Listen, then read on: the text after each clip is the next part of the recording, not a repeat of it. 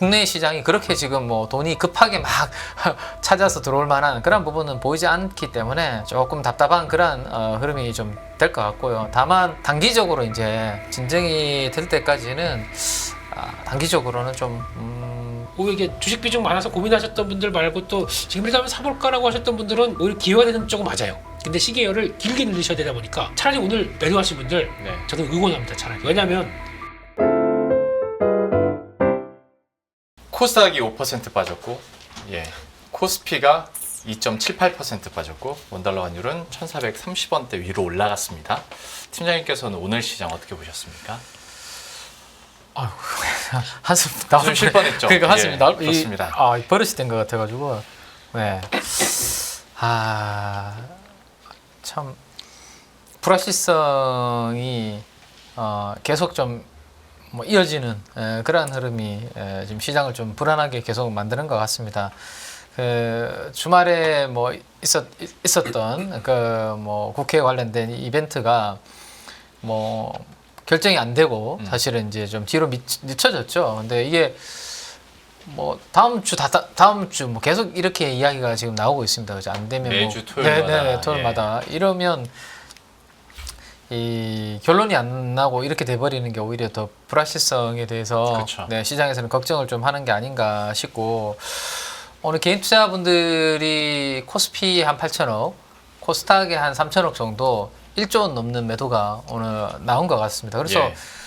뭐라도 또 찾아봐야 되잖아요. 네. 이게 뭐 혹시나 뭐 바닥의 시그널인가 아니면 뭐 어쨌든 무슨 의미가 있을까.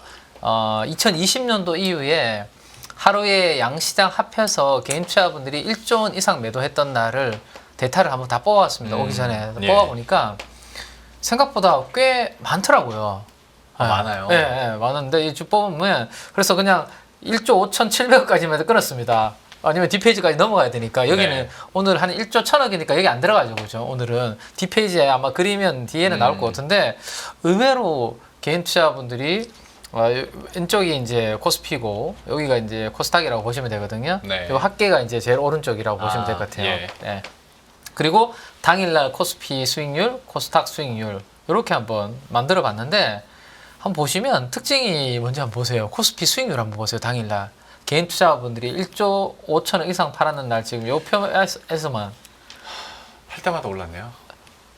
빠진 날이 아니에요. 상승장 네. 날 다 팔았습니다. 그죠? 특이하죠.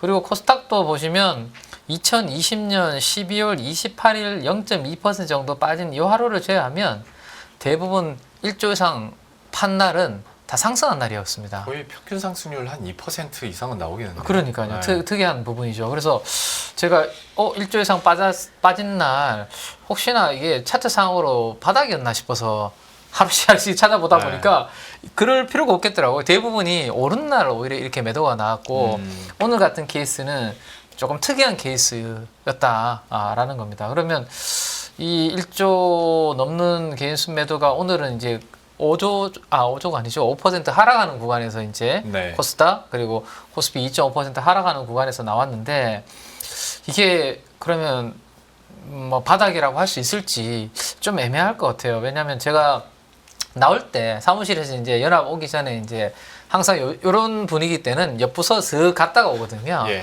야근을 하시는가, 네. 야근 마무리하셨는가. 왜냐하면 옆에 이제 부서 쪽으로 가면 이제 신용 이제 관련된 부서가 예. 담보 부족 관련된 부분들을 이런 상황에서는 항상 이제 야근하면서 처리를 네. 하고 계시거든요. 제가 6시 한 45분 정도에 사무실에서 나온 것 같은데 네. 환하게 불이 켜져 있는 그런 상황이었습니다. 그게 아마 오늘 오후 시장에 개인 투자분들이 오후 들어서도 반등이 안 나오니까 네. 또 이제 어쩔 수 없이 급하게 매도하는 그런 물량들이 시장을 더 밑으로 밀어버리는 역할을 한 게 아닌가라는 생각이 좀 들고 그나마 이제 외국인 투자가들은 이제 개인 투자분들이 양시장에서 이렇게 파는 물량을 이제 받기는 받았는데 그 금액이 매도 규모에 비하면 그렇게 크지 않습니다. 그죠? 외국인들이 코스피에서 한 1,000억, 코스닥에서 한 2,000억, 그리고 장중에 선물 매도가 나오다가 일부 이제 오후에 그죠? 가마 돌린 거, 뭐 그 정도가 이제 외국인들의 수급인데 이게 뭐 저는 외국인들의 뭐 매매 오늘 패턴이 어떻게 되는지 자세하게는 뭐 외국인이 아니기 때문에 모르겠지만 이게 막 위로 올라가면서 그 매도 호가를 먹으면서 간 게 아니라 네. 이거 밑에 받쳐놓고 매수 호가에 그죠. 네. 밑으로 개인 투자자들의 투매가 나오는 부분들이 그냥 체결되는 그런 아마 좀 소극적인 예. 그런 매수로 잡힌 부분이 아닌가라는 생각도 좀 들면서 그래도 그나마 오늘 시가총액 상위 종목들이 삼성전자는 약보합, SK하이닉스는 강보합, LG에너지솔루션이 그냥 보합권 정도에서 이 세 개가 그나마 코스피에서는 보합권에서 마무리가 되면서 코스피는 그래도 뭐 2.5% 정도의 하방이 나왔고 코스닥은 완전히 저점을 확 이탈하면서 그죠 예. 내려가는 상황이기 때문에 좀 빨리 이 흐름이 이제 뭐 원위치 되지 않으면 좀 쉽지 않을 것 같은데 요거 간단하게 요것만 말씀을 드리고 마무리하면 대략적으로 그냥 오면서 시장이 악재라고 생각되는 것들을 몇 가지 나열을 해봤습니다. 네. 네, 해봤는데 항상 제가 이제 스프링 뭐 이론 이렇게 말씀을 드리는 게 스프링을 이렇게 쭉 누르면 네, 그 스프링을 누른 손이 뭔가 압력을 치웠을 때 스프링이 위로 이렇게 튀잖아요, 그죠? 네.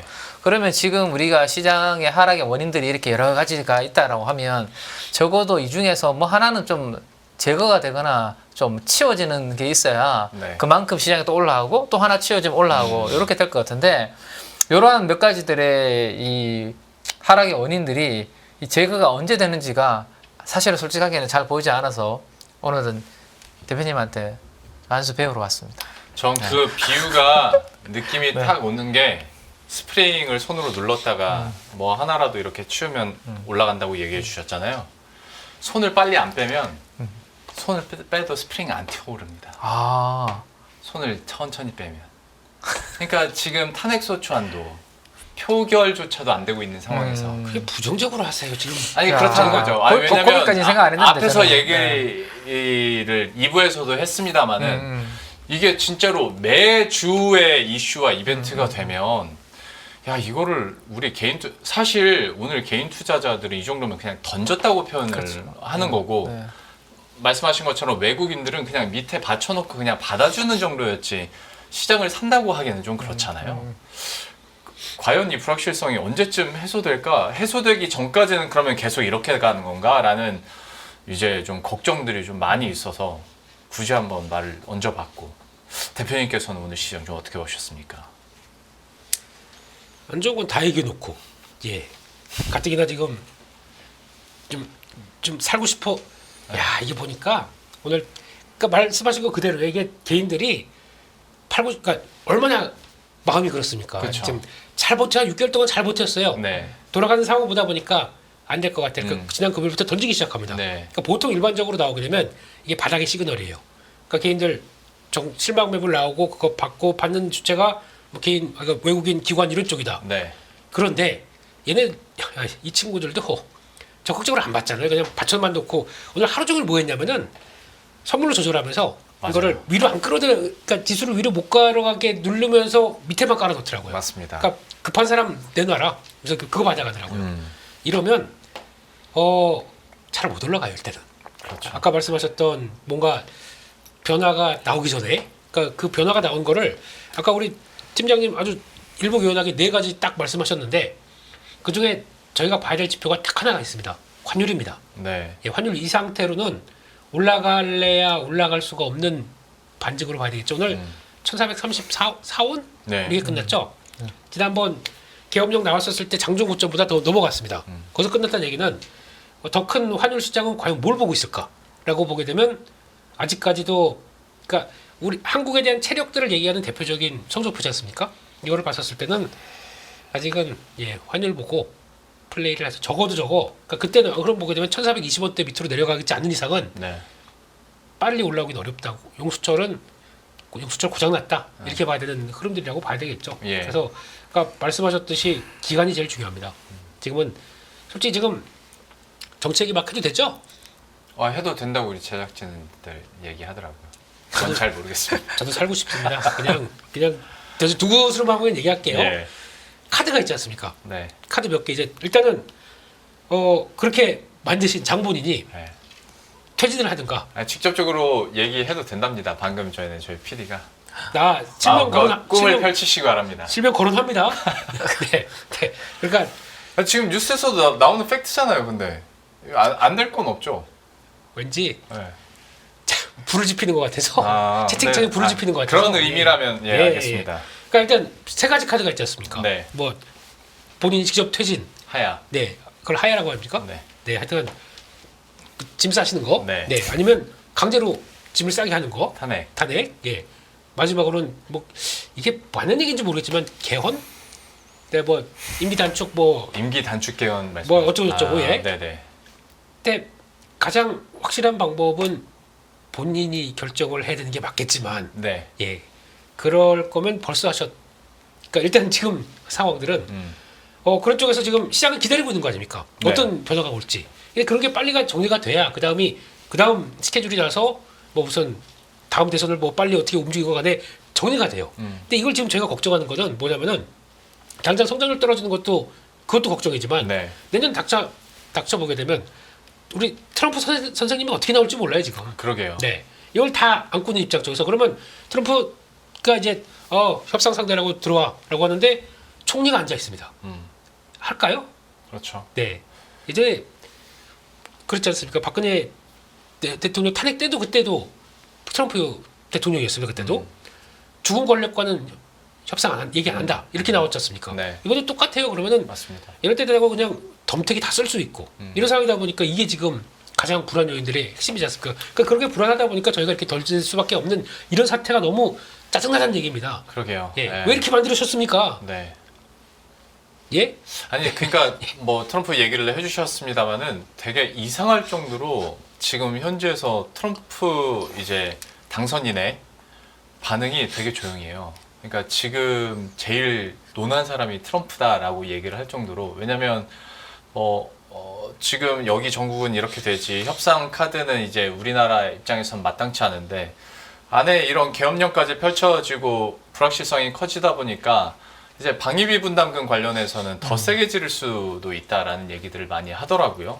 그래서 오히려 제일 큰 수혜다라는 얘기까지도 암암리에 좀 하던데 지금 상황에서 이런 불확실성이 커지다 보니까 그리고 일부에서 똑같은 얘기 했습니다만은 트럼프와 협상을 하고 내고를 할 사람이 지금 그 주체가 없으니까 참 그것도 불확실성이 큰 것 같습니다.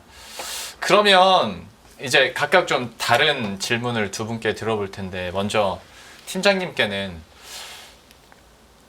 개인들이 던졌어요. 지금이라도 던지는 게 맞는 것인지 아니면 이 자리에서는 어차피 던져봤자 실익이 없으니 버티는 게 맞는 건지 사실 이것도 전략적인 부분에서는 좀 고민이거든요. 그거 먼저 한번 좀 짚어주시겠어요?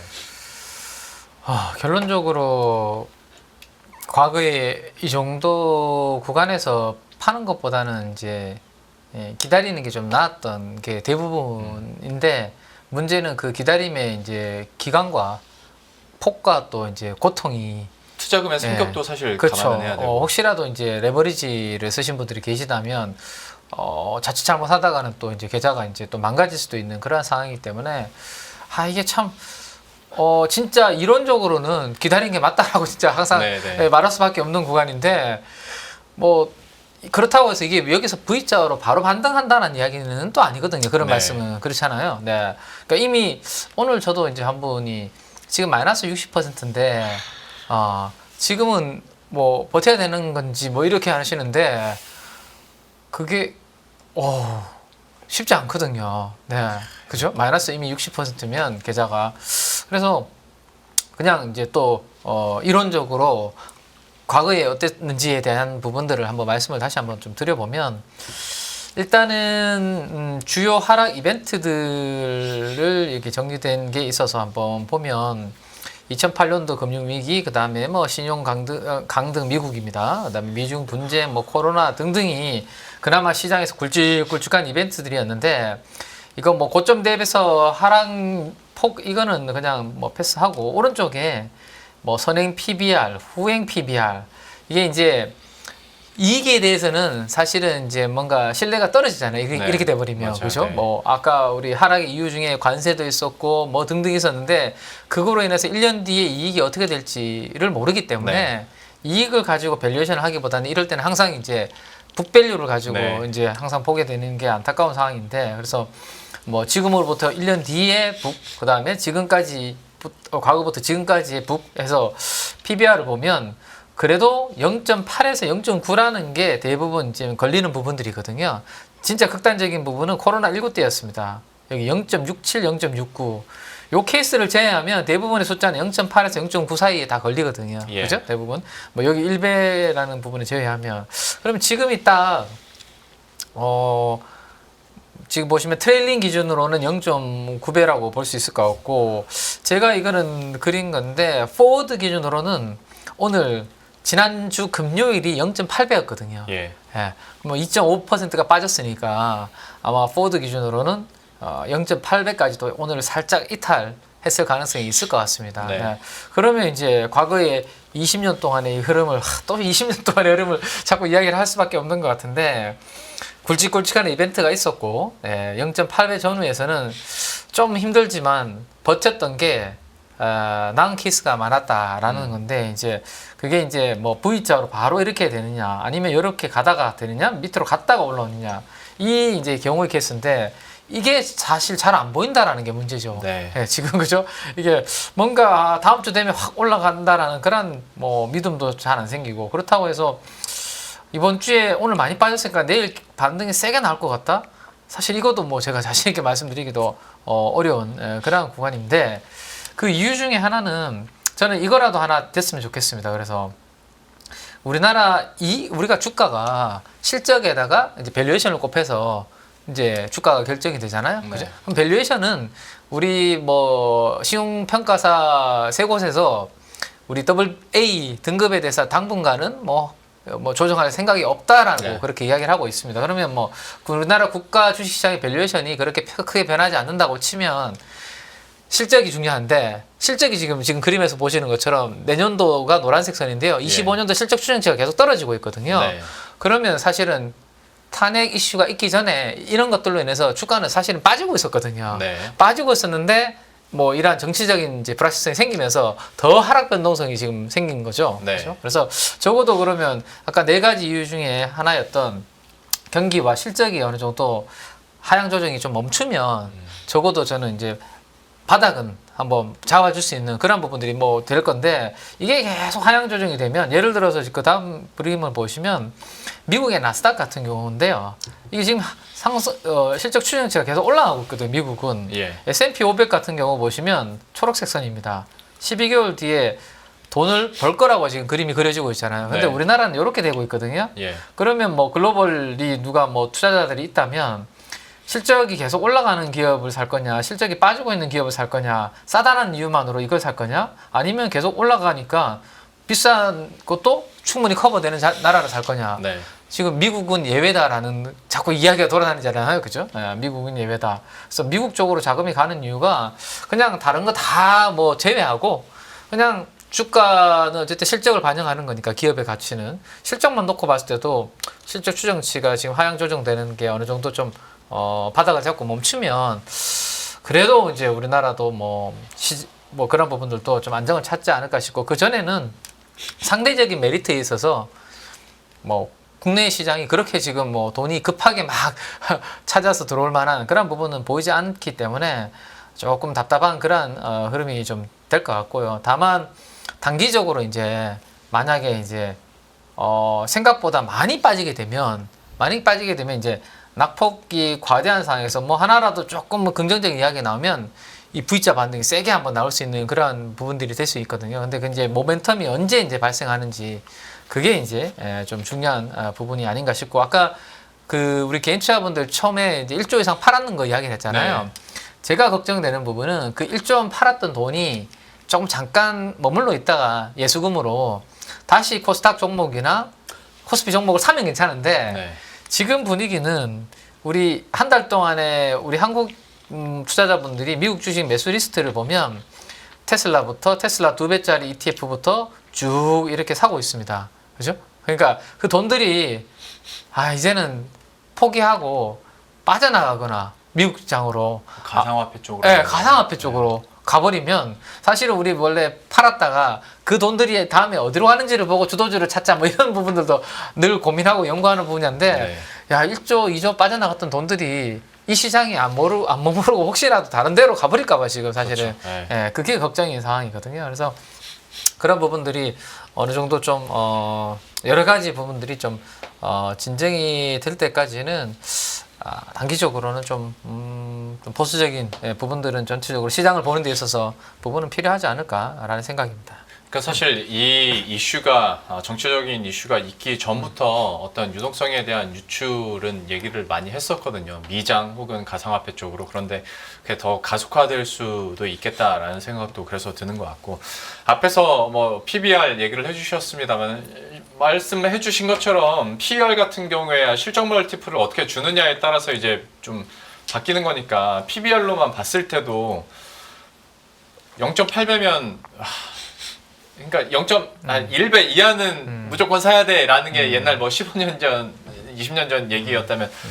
아무리 옛날 얘기를 하지만 0.8배면 지금 저점인 건 맞는데 과연 지금 구간에서 그러면 우리가 어떻게 해야 될지 좀 외국인들의 반응도 좀 보면서 대표님께 좀 여쭤보고 싶은데, 외국인들은 어떤 느낌으로 이 시장을 바라보고 또 언론 보도를 할까 오랜만에 영어 공부를 좀 했어요.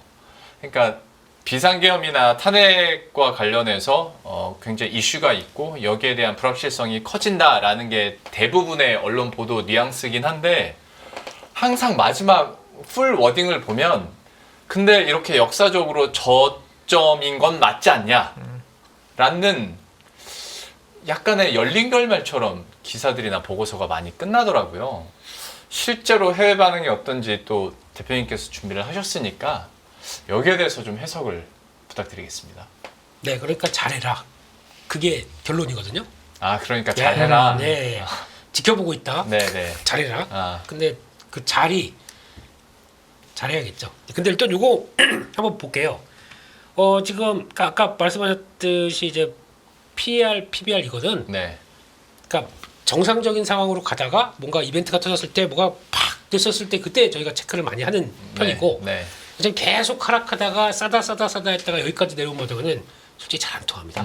이게 그러니까 여기서 얼마까지 더 밀릴지 모르는 상황 쪽에서 이게 싸다라고 한지 벌써 0.9배 빠지면서 계속 저희가 얘기하고 있었는 분인데, 그건 맞습니다. 그러니까 이게 뭐가 안정이 되기부터 그때 싸니까 이렇게 들어와야지라고 하는 게 다음일 것 같아요 지금 보니까. 그런 쪽에서 일단 글로벌 펀드 자금 동향을 보게 되면 지금 일단 가장 부러운, 아까 우리 팀장님 말씀하셨지, 미국 쪽은 한 10월 말부터 계속 유입이네요.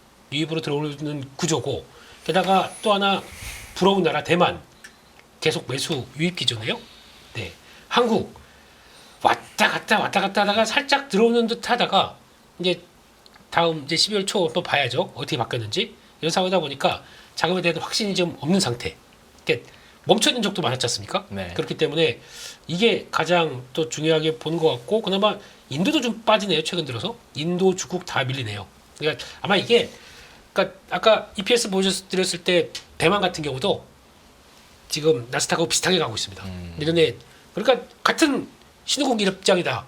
어디 투자하겠습니까? 그러니까 상대적으로 그런 차이가 나는 것 같고, 그런 쪽에서 원래 이렇게 가야 될 상황들입니다. 대선 끝나고 2016년 이때도 거의 뭐 그 뒤에 탄핵도 있고 뭐 그랬지만은, 네, 그래도 결국에는 가는 방향은 미국도 마찬가지로 이제 끝나고 나서 이게 그 트렌드랑 같이 움직인다 그러면 요 2016년 S&P 500이 파란색인데 네. 결국엔 잘 가네요. 그러니까 2달 지나고 나서도 꾸준히 올라갔네요. 이렇게 가는 게 일반적인 모습들인데, 그때 같은 경우 이제 트럼프가 이제 목소리를 내기 시작할 때부터는 그때부터는 조금 달라지기 시작했죠. 근데 그런 차이가 있는데, 좀 저희는 이번에는 시작하고 미국 이제 출렁이 나왔다가도 이번에 그러니까 S&P 500이 상대적으로 많이 올랐다고 보기는 어려워요. 이제 직접 고점대 지금 들어온 상황이다 보니까. 근데 지금 코스피 200은 고점은커녕 이게 이러다 보니까 지금 특별한 변수가 있었다는 거 이제 확인이 되는 거고, 마지막으로 주목을 보시게 되면요. 지금 저희가 2022년 9월 달에 그때 저점을 찍고 나왔던 이 추세대를 한 번도 이탈한 적이 없습니다. 그때 지난번 그때 8월 5일 날 같은 경우도 강하게 밀렸어도 지지했습니다. 돌아갔다가 지금 이번에 보면은 지지하려고 무지 노력했어요. 여기 11월 말 그리고 12월 초 사이에 이때 지지하려고 무지 노력하다가 툭 깨졌습니다. 이거는 시그널이 좋은 시그널일까요?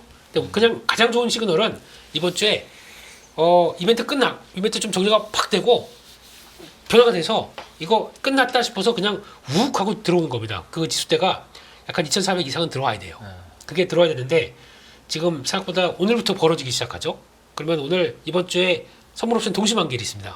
그걸 가지고 파생의 논리를 그러니까 이런 때 뭐만 빠르게 안정되면 파생 만기일과 함께 뭐가 대차게 움직일 수도 있습니다만 그건 저희 기대고 네. 바람인데 이렇게 되게 되면 속도가 늦춰질 수는 있겠죠. 그래서 결론적으로는 지금 오히려 이게 주식 비중 많아서 고민하셨던 분들 말고 또 지금이라도 한번 사볼까라고 하셨던 분들은 오히려 기회가 되는 쪽은 맞아요. 근데 시계열을 길게 늘리셔야 되다 보니까 갖고 계셨던 분들은 차라리 오늘 매도하신 분들 네. 저는 응원합니다. 차라리. 왜냐하면 그러니까 이렇게 잘못하다가 내가 빠르게 녹아나는 거 이거를 어느 정도 좀 커버를 하겠다. 손실을 보전하겠다. 그래서 비중을 줄인 거나 전량 정리했거나 모르겠지만은 그렇게 해서라도 현금을 확보해서 다음을 대비하겠다라고 전략은 나쁘지 않거든요. 네. 그게 오히려 시계열을 길게 갔었을 때 내 자산을 관리하는 전략이지 않습니까? 예. 근데 그런 쪽으로 보는 게 맞지 않나 생각이 들고 근데 이제 현금이 좀 여유가 있었다라고 하게 되면 지금부터는 조금씩 매수해보는 건 맞는데 매수한다고 하더라도 길게 늘리셔야 됩니다.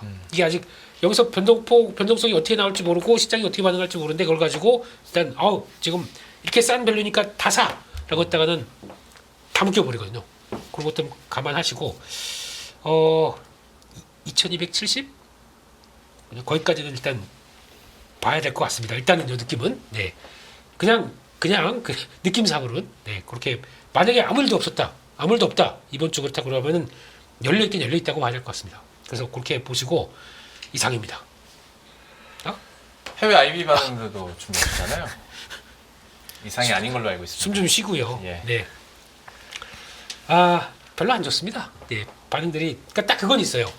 이들이 뭐 골드만삭스나 지금 모건스탠이나 이런 글로벌 IB들은 기존에 주식을 팔고 있었던 기조와 네. 주식을 약간 사거나 아니면 좀 기대했던 기조와 다릅니다. 그러니까 만약에 사던 기조였었으면 이번 사태를 똑같은 뉘앙스라고 하더라도 똑같은 사건이라고 하더라도 그냥 정치 이벤트는 그리고 그냥 하나의 지나가는 이벤트고 곧 끝나게 되면은 한국에 경론 이상 없다 이렇게 나왔을 거고 네네. 그들은 팔고 있었습니다. 팔고 이제 뭐 거의 8분 동선이 넘었는지 모르겠지만 그런 상황 쪽에서 굳이 뭐 우리가 이래서 팔을 거 아니야라고 하는 것들을 보여주는 식이다 보니까 네. 이거는 뉘앙스는 잘 보셔야 되는 게 맞는 것 같아요. 네, 근데 네. 그들이 얘기하는 것들은 보게 되면은 일단 이런 것들 아까 말씀드렸던 저희가 지금 얘기하고는 환율 불안, 금리, 관세 이런 것들이 다 같이 연결돼 있다라는 쪽이다 보니까 지금 그래서 우리가 미리 팔았던 거고 네. 그 다음에 아직 관심이 없다라는 쪽에 대한 얘기를 하고 있는 상황들이죠. 게다가 제일 중요한 게 요거 지금 단기적이라는 표현을 쓰지 않습니까? 그러니까 장기적으로 그러니까 2004년과 2016년과는 다르다라고 하게 되면 지금 나오는 게 앞으로 다가올 리스크와 함께 같이 여기서 이런 사태가 터졌다는 거에 대해서 조금 더 경각심을 갖고 보고 있다는 것들이 변화가 나오기 시작하겠죠. 그렇다고 치고요. 그리고 뭐 나머지는 안 좋은 얘기 계속 해봐야 그런 수쪽이고 지금 몬스탠리 입장 쪽에서도 하향 조정했습니다. 저희 내년을 그래도 1.9로 한국은행은 보는데 더 안 좋게 보네요. 네, 그렇게 보기 시작하고 게다가 비중 축소로 하향. 네, 그렇습니다. 그렇게 바라보고 있고 거기다가 근데 단기적인 경제 영향은 제한적인데 그러니까 지금 한국은행 입장하고 똑같습니다. 이 정치 리스크로 인해서 나오는 병향을 지금 당장에 어떤 경로를 바꿀 것 같지는 않다. 하지만 이게 내년에 걱정하는 한국은행도 걱정하는 것은 트럼프 2기 때 나올 수 있는 변화 거기서 나오는 부분들이겠죠. 그거를 영향을 끼치고 CLS에서는 되게 기분 나쁘게 얘기했어요. 네, 한국 주식에 대한 노출액을 줄이고 적극 매도 공고. 네, 근데 왜 사요 오늘? CLS 샀어요? 모르겠습니다. 이들은 샀는지 안 샀는지 모르겠지만 외국인들은 왜 샀었죠? 네, 그러니까 아예 그냥 대놓고 부정적인 쪽도 나오기 시작하고 뭐 그냥 다 부정적인 얘기다 보니까 좀 넘어가겠습니다. 가장 취약한 통화다 뭐나 이런 쪽으로 나오고 있고 또 포브스에서는 그만할게요. 이거 그냥 다 안 좋은 얘기 많다고 하는데 네. 뭘 그걸 또 굳이 다 읽고 있겠습니까? 그래서 분위기는 다 지금 되게 경계심 있게 보고 있다 이런 쪽으로 정리를 하겠습니다. 네. 구구절절 맞는 말들이라 좀 짜증도 나고 화도 나고 이게 참 사람 마음이 그런 것 같아요. 내부적으로 이렇게 비판이나 아니면 좀 안 좋은 사인들이 오면 그러려니 하는데 또 남이 뭐라고 하면 또 더 열받는 것도 없지 않아 있습니다.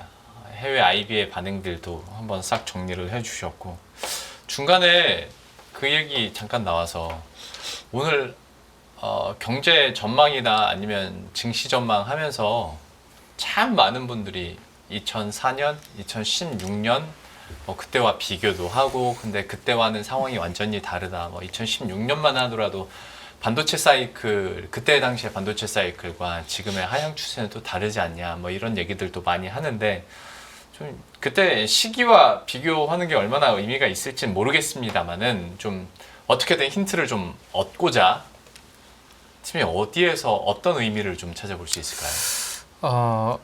결론적으로 말씀드리면 사실은 이러한 정치적인 이벤트는 경제에 크게 영향을 안 준다라는 게 결론입니다. 물론 이제 이렇게 좀 어마어마한 큰 이벤트는 단기적으로 주가에는 영향을 주는 건데 센티가 네. 워낙 이제 불확실성이라는 게 있기 때문에 영향을 주지만 과거의 케이스만 놓고 봤을 때도 비슷한 이슈를 가지고 오를 때도 있고 빠질 때도 있고 그런 부분이기 때문에 정치적 이벤트가 사실은 시장에서 엄청나게 그 경제를 좌지우지하진 않는다 정도를 먼저 한번 말씀을 드리고 그 자료를 가지고 한번 좀 설명을 좀 드려보겠습니다. 이 부분을 한번 보시면 2004년도에 노무현 전 대통령 때 탄핵 소추 관련 이벤트가 있었잖아요. 그때인데 이게 3월 12일 요 아래 꼬리 길게 달았던 요 때가 국회에서 이제 탄핵 소추안 통과시켰던 그런 구간입니다. 그러고 난 다음에 주가가 이렇게 올라가지 않습니까? 그죠? 네.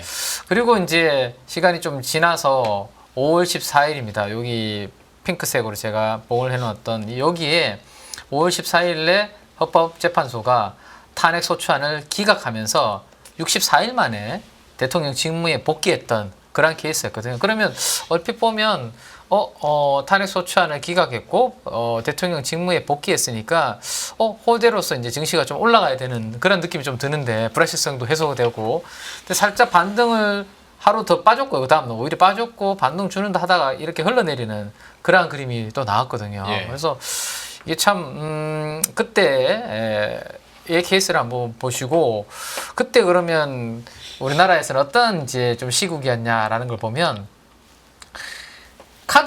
신용카드 관련된 카드 사태. 네, 카드 사태. 그죠? 김대중 정부 시절에 IMF 외환위기를 우리가 이제 겪고 이게 이제 경제가 안 좋으니까 소비를 활성화시키기 위해서 내수 진작, 지하 경제 축소 이런 부분들 때문에 신용카드 관련해서 사용을 막 장려하면서 무분별하게 막 카드를 길거리에서도 막 그리고 미성년자부터 해서 또 약간 신용 체크도 안 하고 막 남발하던 그런 카드를 있었죠. 그죠?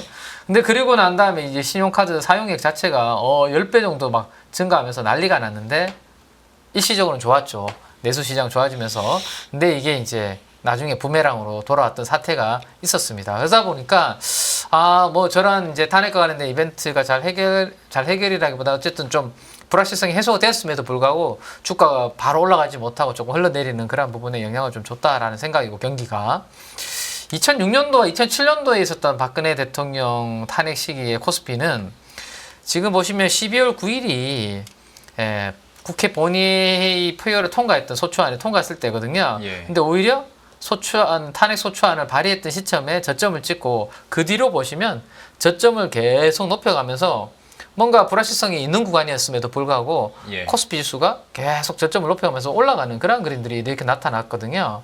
그러면 2004년도와 2026년도, 7년도에는 뭔가 경기 상황이 다른 게 아닌가라고 해서 찾아보면 일단 수급도 다릅니다.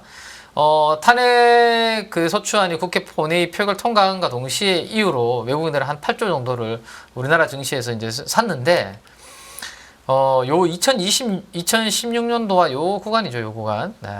요 구간에서 이제 뭔가 달라지는 부분들이 있었다라는 건데, 여기 삼성전자가 노란색입니다. 삼성전자가 시장보다 강하면 제가 위로 올라가는 그래프다라고 말씀드렸죠. 그때 무슨 일이 있었냐면 두 가지 글로벌의 이제 테크에서 아주 큰 이벤트가 있었는데, 애플 아이폰에 OLED를 탑재한다.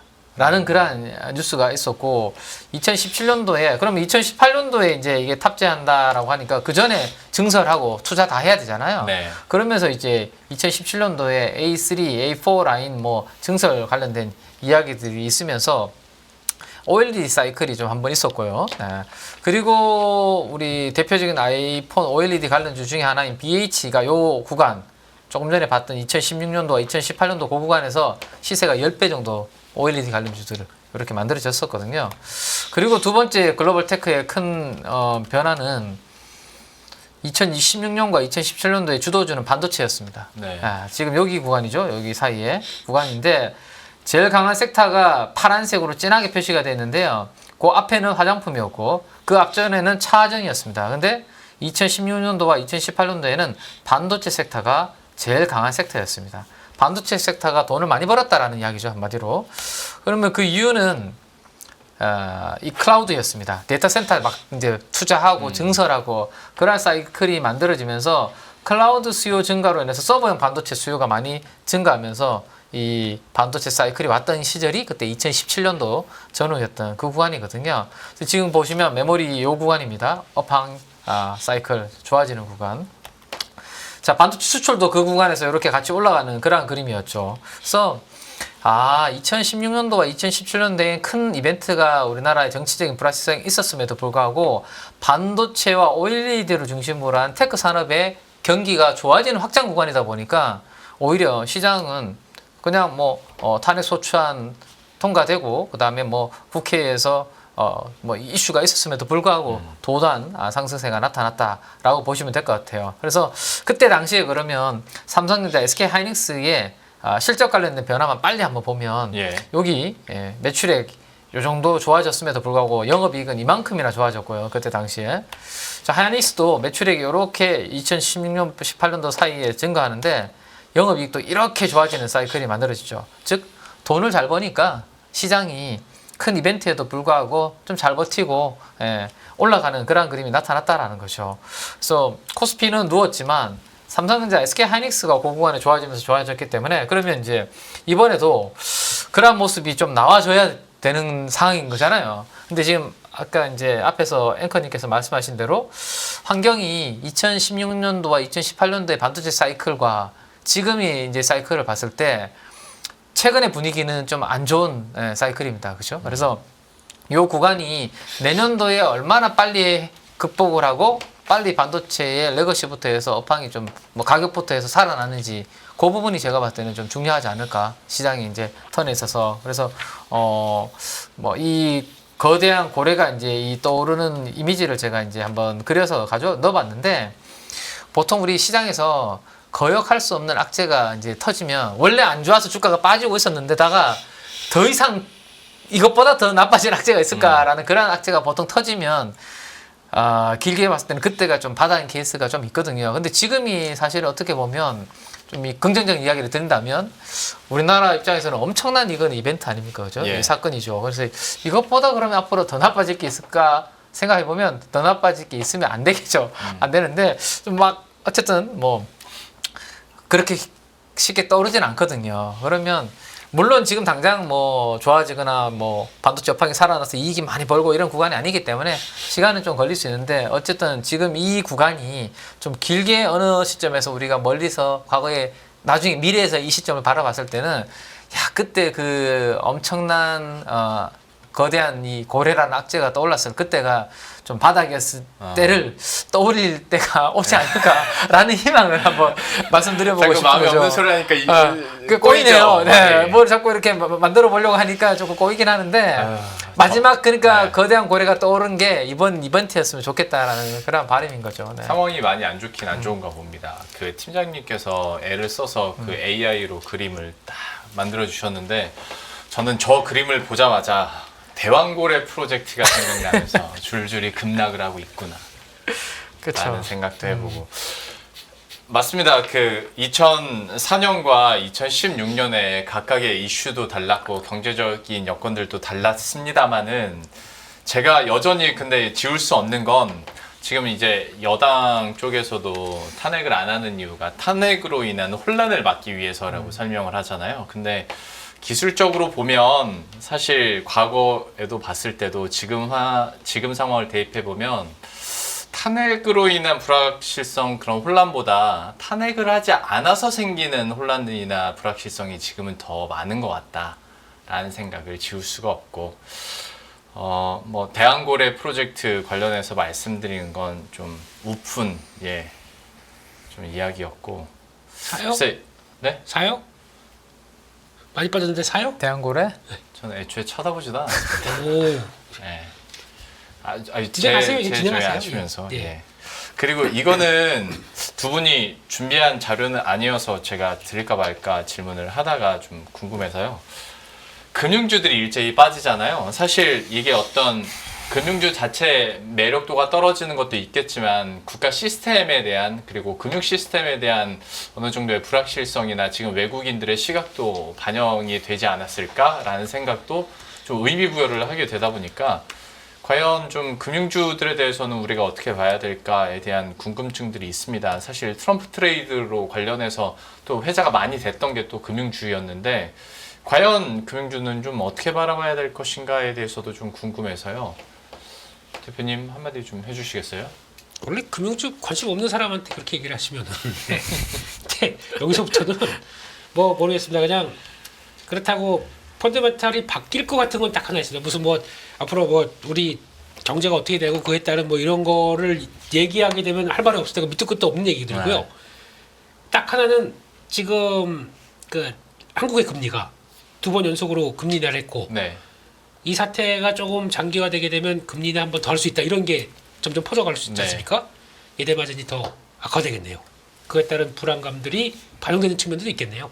그렇기 때문에 근데 그럼에도 불구하고 지금 뭐 주가는 올해 많이 올랐다가 지금 빠지는 과정이긴 하겠지만 뭐 밸류업 관련해서 자진적으로 그들이 얘기했던 거 뭐 바뀌는 건 없지 않습니까? 네. 그대로 시행한다 그러면은 메리트도 높아지겠네요. 그런 현상을 노린다, 길게 본다. 그렇게 되면 뭐 이쪽 관련해서 바이놀드 쪽으로 전략 짜시겠다. 그건 나쁘진 않겠죠. 그리고 게다가 또 이게 단순하게 연말 가서 연말 배당으로 끝에서 뭐 다음 달 고민하는 게 아니라 분기 배당으로 돼 있지 않습니까? 예. 그에 따라서 뭐 어떤 배당에 대한 충격들도 좀 소화시킨다라고 하게 되면 자리 그냥 보통 금융주가 좀 최근에 좀 빠져서 이제 한 6% 7%대도 생기는 것 같아요. 네. 그렇게 되면 그것까지 감안하는 걸로 수익률을 목표를 하겠다. 그러면 자리 봐가지고 들어갈 수도 있겠죠. 근데 그거 말고도 살 게 많아서 네. 예, 저는 패스하겠습니다. 알겠습니다. 그거 말고 살 게 많은 거 진흙탕 속이지만 진주는 한번 짧게 찾아보도록 하겠습니다. 한 2분 정도 시간이 남았는데 그러면 이 상황 속에서도 그래도 현금을 갖고 계신 분들 그리고 한번 들어가 봐야겠다 저점에서 라고 생각을 하시는 분들에게는 팀장님 어느 섹터, 어떤 산업군, 어떤 종목군이 좀 좋을 거라고 보세요? 저는 뭐 지금 AI 소프트웨어 관련된 부분들이 이미 이제 많이 좀 미국에서 네. 올라오고 있고 그거 말고 이제 트럼프 대통령 당선 이후에 취임식 이후에 이제 방향성이 맞는 쪽을 보는 게 사실은 좀 안정적이지 않을까라는 생각이거든요. 그럼 결국에는 저는 에너지 관련된 부분이 되지 않을까라는 생각입니다. 결국에는 요 페이지를 보면 그 왼쪽이 민주당이고 오른쪽이 공화당인데 뭘 이용하든 왼쪽은 이제 신재생이고 오른쪽은 뭐 전통 이제 화석 연료잖아요, 그죠? 근데 뭘 이용해서 결국은 궁극적으로 하려고 하는 것은 저렴한 전기를 공급을 하겠다라는 부분입니다. 그래야지만 리쇼링이 되는 거고 미국에서 그죠? 그리고 AI 산업도 성장이 되는 이런 부분들이다. 그러면 결국엔 여기에서 궁극적으로 에너지소 관련된 산업이 앞으로 방향성이 중장기적으로 계속 좋아진다라면 국내에서 에너지 관련된 부분들에 대한 섹터가 이번에 이제 일부 이러한 정치적인 불확실성으로 인해서 하락을 해준다라면 오히려 내년도를 바라봤을 때는 조금 싸게 살 수 있는 저는 기회가 되지 않을까라는 생각이 있어서 대표적으로 여전히 뭐 조선 쪽이 이번에 올라가다가 또 이제 이 뭐 최근에 시장 하락과 함께 조정을 좀 받고 있는데 저는 뭐 조선 섹터는 조정 받을 때 좀 관심을 두고 좀 봐야 되지 않을까 뭐 그런 생각을 가지고 있습니다. 안녕하세요, 이승입니다. 더 많은 영상을 보고 싶으신 분들은 화면 오른쪽에 있는 구독 버튼을 눌러주시기 바랍니다. 그리고 영상을 보시면서 좋아요는 필수인 거 아시죠? 항상 인포맥스 라이브를 사랑해 주셔서 감사합니다.